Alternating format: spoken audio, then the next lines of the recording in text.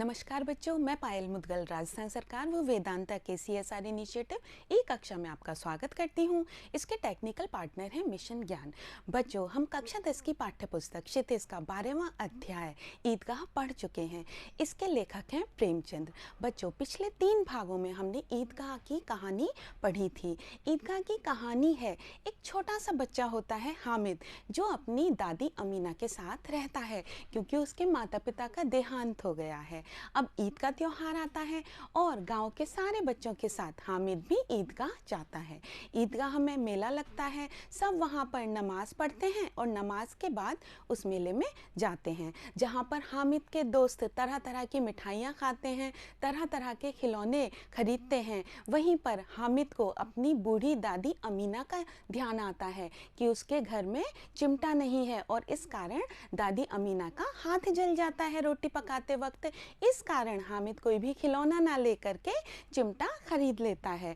अब जब वह बच्चों के पास आता है तो बच्चे उसके चिमटे का मजाक बनाते हैं, लेकिन हामिद को इससे कोई फर्क नहीं पड़ता, बल्कि क्योंकि चिमटा लोहे का बना हुआ है, इस कारण वह चिमटे के पक्ष में अनेक तर्क देता है और उसके दोस्तों को भी मानना पड़ता है कि उनके मिट्टी के खिलौने से हामिद का चिमटा श्रेष्ठ है।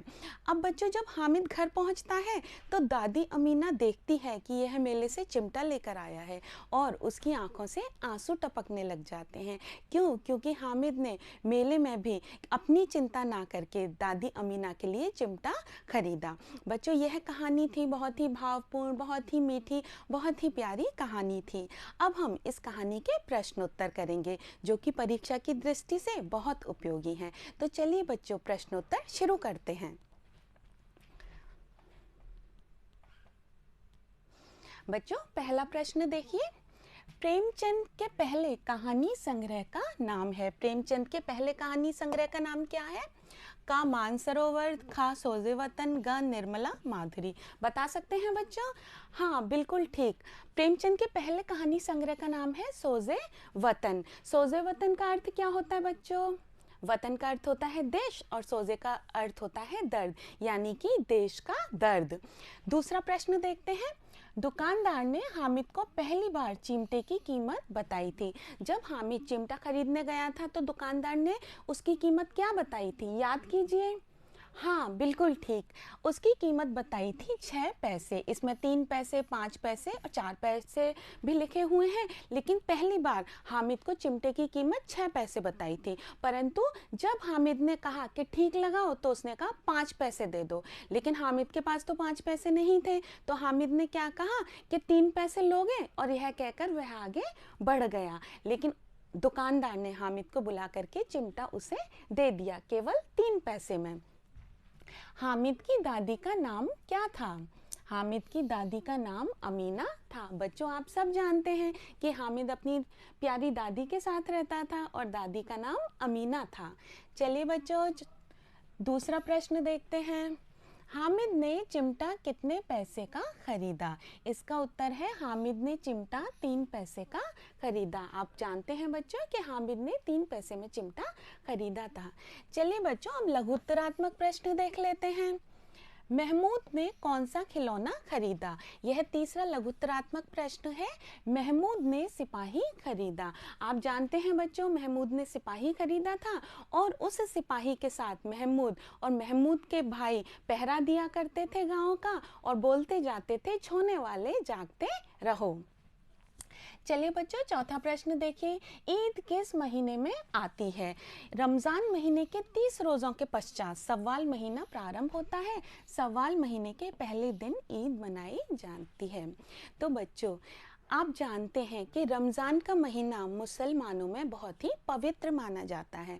पूरे रमज़ान के महीने में मुस्लिम जो संप्रदाय है उसके लोग रोज़े रखते हैं, यानी कि व्रत रखते हैं। अब जिस दिन रमज़ान का महीना समाप्त होता है उसके अगले दिन सव्वाल का महीना प्रारंभ होता है।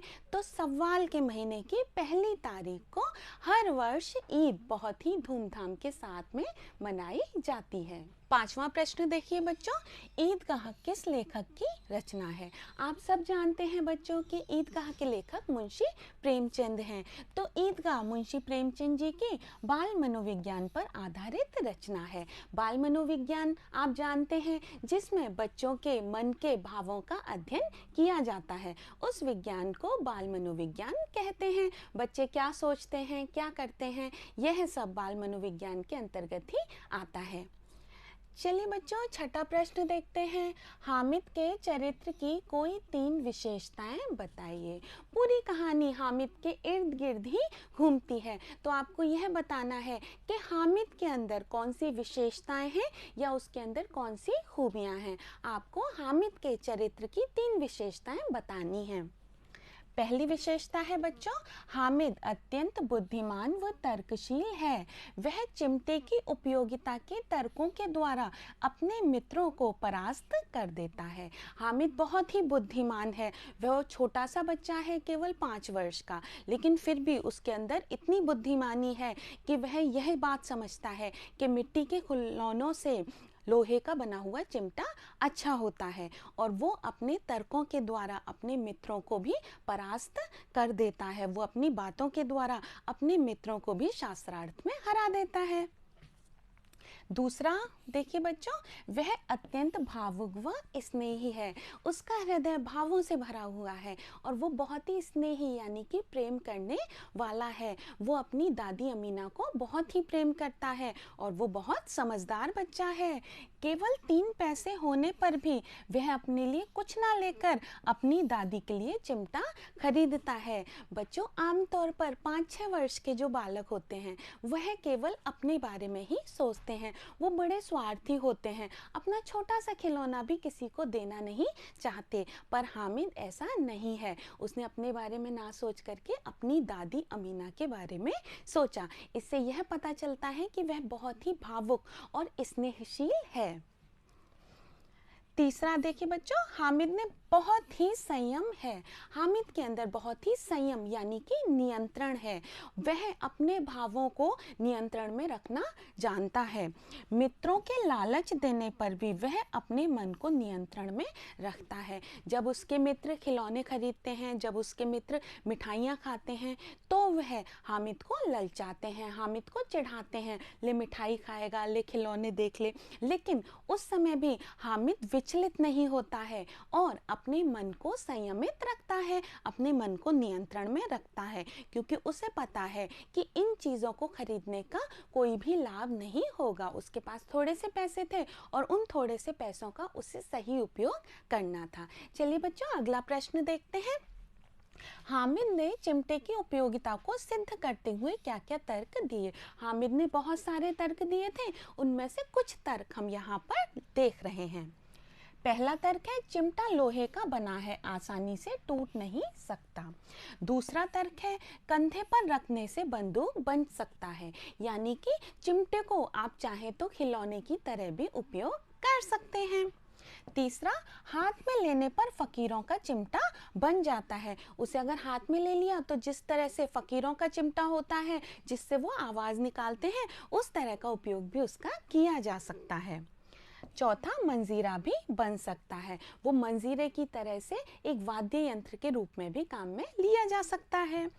आग पानी तूफान भी चिमटे का कुछ नहीं बिगाड़ सकते। चिमटा क्योंकि लोहे का बना है, इसलिए चाहे उसे आग में डाल दो, चाहे उसे पानी के अंदर डाल दो, तो वह भी उसका कुछ भी नुकसान नहीं कर सकते। यानी कि लोहे का बना हुआ चिमटा बहुत ज़्यादा मजबूत है, उसका कोई भी नुकसान नहीं हो सकता। 8वां प्रश्न देखिए बच्चों, ईदगाह कहानी के उन प्रसंगों का उल्लेख कीजिए जिनसे ईद के अवसर पर ग्रामीण परिवेश का उल्लास प्रकट होता है। हमें ईदगाह कहानी में से वो अवसर ढूंढने हैं जिनसे पता चलता है कि ईद के त्योहार के अवसर पर गांव का जो माहौल है वो बहुत ही अच्छा, बहुत ही सुंदर हो जाता है। वह प्रसंग हम यहाँ देखते हैं। उत्तर देखिए। प्रेमचंद जी ने वर्णन किया है कि ईद के अवसर पर गांव में बहुत ही उत्साह व उल्लास का वातावरण रहता है। साल में एक बार ईद का त्योहार आता है, रमज़ान के महीने के बाद आता है और बहुत ही उसका इंतज़ार रहता है। इसलिए पूरे गांव में बहुत ही उल्लास का, बहुत ही खुशी का और बहुत ही अच्छे उत्सव का माहौल रहता है। ईदगाह जाने की तैयारियां होती हैं। नमाज पढ़ने के लिए गांव के पुरुष और बच्चे ईदगाह जाते हैं। घरों में सेवइयां पकाई जाती हैं। ईद के दिन सेवइयां विशेष रूप से पकाई जाती हैं। सभी घरों के लोग सेवइयां पकाते हैं और अपने मित्रों और रिश्तेदारों को भी बांटते हैं। ईद के दिन सभी एक दूसरे को बधाई देते हैं। बच्चे बड़ों के साथ ईदगाह जाते हैं। सभी एक दूसरे के गले लगते हैं, ईद की बधाई देते हैं और बच्चे अपने बड़ों के साथ ईदगाह जाते हैं और वहाँ पर झूला झूलते हैं, मिठाइयाँ खाते हैं, एक दूसरे के साथ अपनी खुशियाँ बांटते हैं। ईदगाह में क्योंकि मेला लगता है, बच्चे वहाँ पर मिठाइयाँ खाते हैं, झूला झूलते हैं, खिलौने खरीदते हैं और अनेक प्रकार से आनंद मनाते हैं। यह ईद के दिन इस प्रकार से उल्लास का वातावरण रहता है। नवा प्रश्न, हामिद के अतिरिक्त इस कहानी के किस पात्र ने आपको सर्वाधिक प्रभावित किया है और क्यों? बच्चों, पूरी कहानी हामिद के इर्द गिर्द ही घूमती है। सबसे ज़्यादा इस कहानी में हामिद के विषय में ही बताया गया है, पर क्योंकि प्रश्न है कि हामिद के अतिरिक्त इस कहानी में आपको किस पात्र ने प्रभावित किया है, तो हम इस कहानी के दूसरे पात्र अमीना की बात करते हैं, जो कि हामिद की दादी है। हामिद के अतिरिक्त हमको सर्वाधिक प्रभावित करने वाला पात्र है अमीना। वह हामिद की बूढ़ी दादी है। हामिद के माता पिता नहीं हैं, वही हामिद को पाल रही है। तो अमीना का हामिद के अलावा कोई भी नहीं है, तो वो बहुत प्यार से, बहुत लाड से, बहुत ही स्नेह से अपने पोते हामिद को पाल रही है। वो बहुत गरीब है, परंतु फिर भी वह कैसे भी पेट काट करके हामिद की इच्छाओं को पूरा करने की कोशिश करती है। स्नेहमयी है, यानी कि बहुत ही प्रेम करने वाली है। वह गरीब है, उसे त्योहार मनाने की चिंता है। बहुत गरीब होते हुए भी उसके मन में इच्छा है कि किसी प्रकार से ईद का त्योहार मैं अच्छी तरह से मना पाऊँ। जो लोग हैं जो ईद के दिन कुछ उम्मीद करते हैं, कुछ पाने की आशा करते हैं, उनकी आशाओं को भी मैं पूरा कर पाऊँ।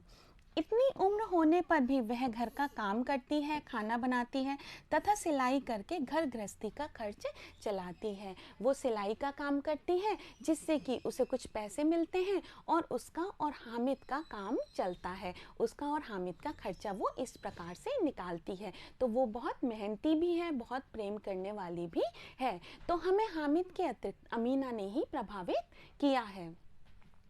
अब बच्चों, हम निबंधात्मक प्रश्न देखेंगे। तो निबंधात्मक प्रश्नों में से पहला प्रश्न या फिर 10वां प्रश्न है, बच्चों में लालच एवं एक दूसरे से आगे निकल जाने की होड़ के साथ साथ निश्चलता भी मौजूद होती है। निश्चलता का अर्थ होता है बच्चों सरलता। आप जानते हैं बच्चों के अंदर बहुत ज़्यादा लालच होता है। वो जैसे ही किसी अन्य के पास कोई वस्तु देखते हैं तो उसके लिए मचलना शुरू कर देते हैं, उसके लिए जिद करना शुरू कर देते हैं।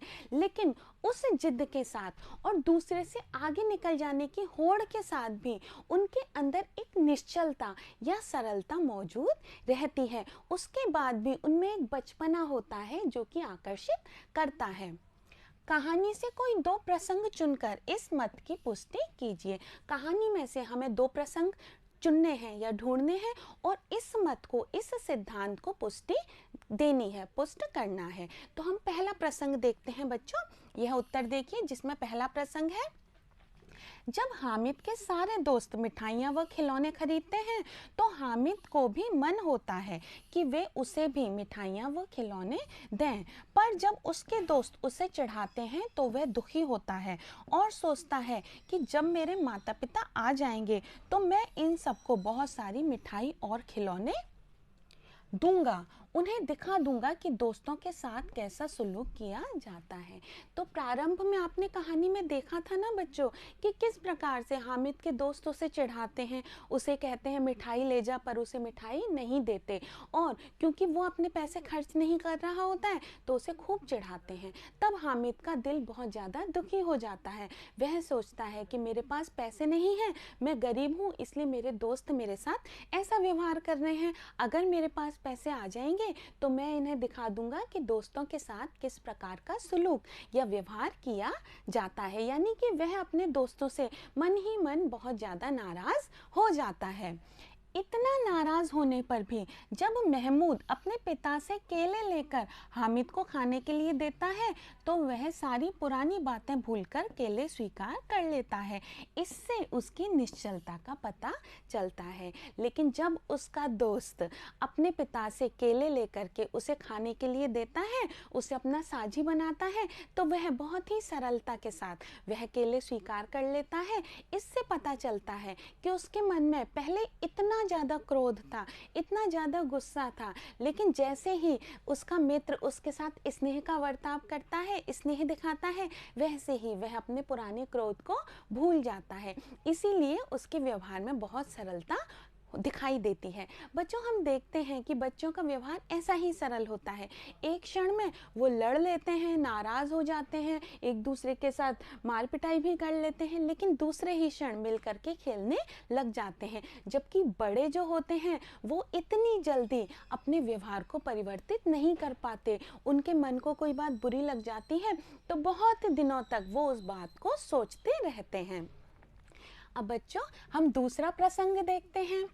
प्रारंभ में हामिद के मित्र उसके चिमटे का मजाक बनाते हैं, पर हामिद अपने चिमटे की उपयोगिता बताकर सभी मित्रों को परास्त कर देता है। तो सभी दोस्त उस चिमटे को लेना चाहते हैं।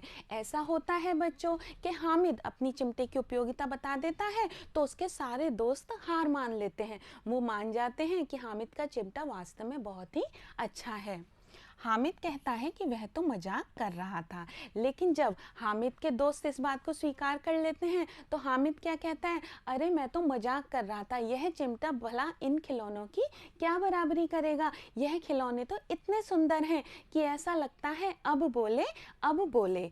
इस बात से हमें पता चलता है कि हामिद का स्वभाव कितना सरल है, कि बच्चों के अंदर कितनी सरलता होती है। वह चाहता तो अपने दोस्तों को कभी भी ना बताता कि वास्तव में उनके जो खिलौने हैं वे बहुत ही सुंदर हैं, बहुत ही प्यारे हैं, लेकिन हामिद क्योंकि सरल स्वभाव का है, सरल है, निश्चलता है उसके अंदर, इसलिए वह अपने मित्रों को यह बात बता देता है। खिलौने तो बहुत सुंदर हैं, ऐसा लगता है अब बोले अब बोले। इस प्रसंग से हामिद की निश्चलता का पता चलता है। इससे हमें मालूम चलता है कि हामिद का स्वभाव कितना सरल है, उसके अंदर कितनी निश्चलता है। और आमतौर पर बच्चों के अंदर ऐसी ही निश्चलता, ऐसी ही सरलता होती है। अब देखिए बच्चों, मुंशी प्रेमचंद का जीवन परिचय लिखिए। मुंशी प्रेमचंद का जीवन परिचय हम पहले भी पढ़ चुके हैं, लेकिन यह बहुत ही महत्वपूर्ण प्रश्न है और परीक्षा में भी आ सकता है। इसलिए आप एक बार फिर से मुंशी प्रेमचंद का जीवन परिचय पढ़िए और इसे याद कर लीजिए और अपनी कॉपी में लिख लीजिए। मुंशी प्रेमचंद का जन्म वाराणसी में सन 1880 ईस्वी में हुआ था। उनका मूल नाम धनपत राय था। उनका जो असली नाम था वो धनपत राय था, पर वे उर्दू में नवाब राय के नाम से लेखन करते थे। प्रारंभ में प्रेमचंद जी उर्दू में लिखा करते थे और वो नवाब राय के नाम से लिखते थे। उनका पहला कहानी संग्रह सोज़े वतन नाम से प्रकाशित हुआ। उनका पहला जो कहानी संग्रह था उसका नाम था सोज़े वतन, जिसमें देशभक्ति की भावना की प्रधानता होने के कारण अंग्रेज सरकार ने रोक लगा दी थी। पर इस जो कहानी संग्रह था, इस कहानी संग्रह में देशभक्ति के भावों की बहुत ज़्यादा प्रधानता थी। उस समय अंग्रेज़ों का राज था और उन्हें इस तरह की कोई भी पुस्तक प्रकाशित होती थी तो अंग्रेज क्रोधित हो जाते थे। इसलिए इनका जो पहला कहानी संग्रह था सोज़े वतन, उस पर अंग्रेज सरकार ने प्रतिबंध लगा दिया था, यानी कि रोक लगा दी थी। इस कारण उन्हें नाम बदलकर लिखना पड़ा। इस कारण उन्होंने अपना लेखन का नाम नवाब राय से बदल करके प्रेमचंद कर लिया। प्रेमचंद ने अनेक कहानियों, नाटक, निबंधों तथा उपन्यासों की रचना की है। इन्होंने बहुत सारी कहानियाँ लिखी हैं, नाटक लिखे हैं, निबंध लिखे हैं, साथ ही उपन्यास भी लिखे हैं। उनकी भाषा सजीव, मुहावरेदार और बोलचाल के निकट है। उनकी भाषा बहुत ही सुंदर है और जो आम लोगों की बोलचाल की भाषा थी, उसी भाषा में प्रेमचंद जी ने लेखन कार्य किया है तथा अनेक मुहावरों का इसमें प्रयोग किया है, जिससे भाषा बहुत ही कलात्मक और सुंदर हो गई है। चलिए बच्चों, प्रेमचंद की प्रमुख रचनाएं देख लेते हैं। कहानी संग्रह मानसरोवर 8 भाग। बच्चों, प्रेमचंद ने अपने जीवन काल में 300 से भी अधिक कहानियां लिखी थी, जो कि मानसरोवर के 8 खंडों में विभाजित हैं। वो सारी कहानियां आप मानसरोवर नाम की पुस्तक में पढ़ सकते हैं। बच्चों, अगर आप प्रयास करेंगे तो आपका आपके विद्यालय की जो पुस्तकालय है, जो लाइब्रेरी है, उसमें यह पुस्तक आसानी से उपलब्ध हो जाएगी। अपने खाली समय में इस पुस्तक को पढ़िए। इसके 8 भाग हैं और बहुत ही सुंदर कहानियां इसमें संग्रहित की गई हैं। उपन्यास: निर्मला, सेवा सदन, प्रेमाश्रम, रंगभूमि, कर्मभूमि, गोदान और गबन, ये इनके प्रमुख उपन्यास हैं। इनके नाटक हैं करबला और संग्राम तथा पत्रिकाएं माधुरी, हंस, मर्यादा, जागरण, ये चारों पत्रिकाएं हैं। इनका इन्होंने संपादन कार्य किया है। इस प्रकार देखा बच्चों, प्रेमचंद जी ने हमारे हिंदी साहित्य को समृद्ध बनाने में कितना योगदान दिया है। चलिए बच्चों, अगला प्रश्न देखते हैं। निम्नलिखित पंक्तियों की सप्रसंग व्याख्या कीजिए। ये कुछ पंक्तियां हैं जिनकी हमें व्याख्या करनी है। सप्रसंग का अर्थ होता है बच्चों प्रसंग के साथ। आपको व्याख्या करनी है और प्रसंग भी लिखना है। अब बच्चों, आपको यह ध्यान देना है कि प्रसंग में हम क्या क्या लिखते हैं। बच्चों, प्रसंग में हमें जो रचना है उसका नाम लिखना होता है और रचनाकार का नाम लिखना होता है। अगर व्याख्या ईदगाह पाठ में से आती है तो ईदगाह का नाम आप लिखेंगे और ईदगाह कहानी के जो लेखक हैं प्रेमचंद, उनका नाम आप लिखेंगे। यह प्रसंग में लिखना बहुत आवश्यक होता है। इसलिए बच्चों, आपके जितने भी पाठ हैं उन पाठों के लेखकों का नाम आपको याद होना चाहिए। तो बच्चों, यह जो अवतरण है यह आप अपनी पाठ्य पुस्तक में देख सकते हैं। कितना मनोहर, कितना सुहावना प्रभात है, ईद की बधाई दे रहा है। अपनी पुस्तक खोलिए, उसमें यह अवतरण आप निकालिए। मैं इसकी व्याख्या करती हूँ। उत्तर देखिए बच्चों, सबसे पहले हम प्रसंग लिखेंगे।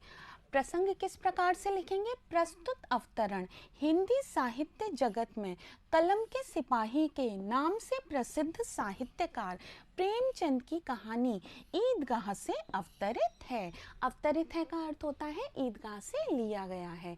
तो यह जो अवतरण है यह प्रेमचंद जी की बहुत ही सुंदर कहानी ईदगाह से अवतरित है। यह कक्षा 10 की हिंदी की पाठ्य पुस्तक क्षितिज में संकलित है। यह हम क्यों कर रहे हैं इस अवतरण की व्याख्या? क्योंकि यह हमारी हिंदी की पाठ्य पुस्तक क्षितिज में संकलित किया हुआ है। तो बच्चों, यह तो प्रसंग हो गया। अब हम व्याख्या देखते हैं।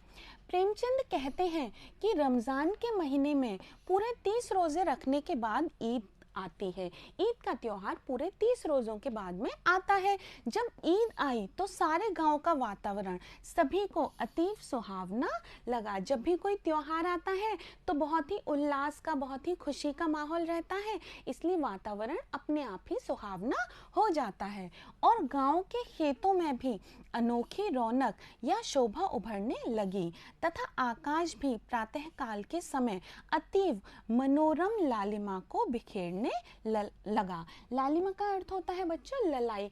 आकाश में भी बहुत सुंदर ललाई फैली हुई है। ऐसा लग रहा था कि सूर्य पहले की अपेक्षा और भी प्यारा, सुंदर और शीतल हो गया है। सूर्य भी आज के दिन तो बहुत ही अच्छा लग रहा है, बिल्कुल भी गर्मी देने वाला नहीं लग रहा, बल्कि शीतल लग रहा है। मानो वह संसार को ईद की बधाई दे रहा है और सारे गांव में हलचल मच रही थी। लोग ईद मनाने के लिए प्रसन्न हो रहे थे। गांव में सभी लोग बहुत प्रसन्न हैं, बहुत खुश हैं और बहुत ज़्यादा उत्साहित हैं। बच्चों यह तो व्याख्या थी, आप चाहें तो इस व्याख्या को और भी विस्तार में कर सकते हैं। मैंने संक्षिप्त की है क्योंकि मैं आपका समय व्यर्थ नहीं करना चाहती। व्याख्या के बाद में हम विशेष लिखते हैं। विशेष में भाषा सरल सहज सुबोध खड़ी बोली हिंदी है। प्रेमचंद जी की भाषा बहुत ही सरल सहज सुबोध है। ईद के वातावरण का मनोहर चित्रण किया गया है। इस अवतरण में ईद का जो वातावरण है, ईद के समय कैसा उल्लास का माहौल रहता है, इसका वर्णन प्रेमचंद जी ने किया है। बच्चों यह है हमारी पहली व्याख्या पूरी हो गई। अब हम दूसरी व्याख्या देखते हैं। कितना अपूर्व दृश्य था, एक लड़ी में पिरोए हुए था। यह आप अपनी पाठ्य पुस्तक में पूरा अवतरण पढ़ सकते हैं। अब इसकी व्याख्या देखिए। प्रसंग उसी प्रकार से होगा बच्चों, क्योंकि यह उसी कहानी की व्याख्या है, इसलिए प्रसंग जैसा हमने पिछली व्याख्या में किया था वैसा ही प्रसंग हम इस व्याख्या में भी लिखेंगे। प्रस्तुत अवतरण हिंदी साहित्य जगत में कलम के सिपाही के नाम से प्रसिद्ध साहित्यकार प्रेमचंद की कहानी ईदगाह से अवतरित है। यह कक्षा 10 की हिंदी की पाठ्य पुस्तक क्षितिज में संकलित है। बिल्कुल ऐसा ही प्रसंग आपने पिछली व्याख्या में भी किया है। अब हम व्याख्या देख लेते हैं। कितना अनोखा दृश्य था, जब सब लोग मिलकर एक साथ नमाज पढ़ते, उनके सिर एक साथ झुकते हैं, एक साथ उठते हैं। कितना सुंदर लगता है जब सैकड़ों लोग एक साथ नमाज पढ़ते हैं, एक साथ उनके सिर झुकते हैं सजदे के लिए और एक साथ उठ जाते हैं। कितना मनोरम, कितना सुंदर दृश्य होता है।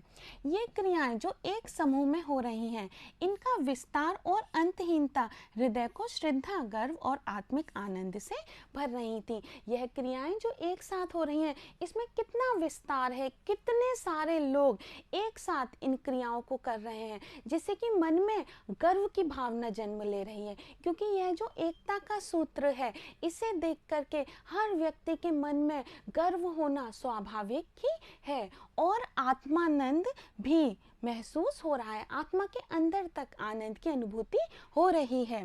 वे स्वेच्छा से यानी अपनी इच्छा से भाईचारे की भावना से ओतप्रोत हैं, यानी कि भरे हुए हैं। यह जो काम हो रहा है, यह जो ईद की नमाज पढ़ी जा रही है, यह स्वेच्छा से पढ़ी जा रही है। सबके अंदर भाईचारे की भावना है, सब एक दूसरे से प्रेम कर रहे हैं। किसी के मन में भी द्वेष नहीं है, ग्लानि नहीं है, लड़ाई झगड़ा नहीं है। सब कुछ भूल करके लोग प्रेम के साथ नमाज पढ़ रहे हैं और भाईचारे की यह भावना ही इतने सारे लोगों को एकता के सूत्र में पिरोए हुए है। और यह जो भाईचारे की भावना है, इसी भावना के कारण ही इतने सारे यह जो लोग हैं, यह एकता के सूत्र में बंधे हुए हैं।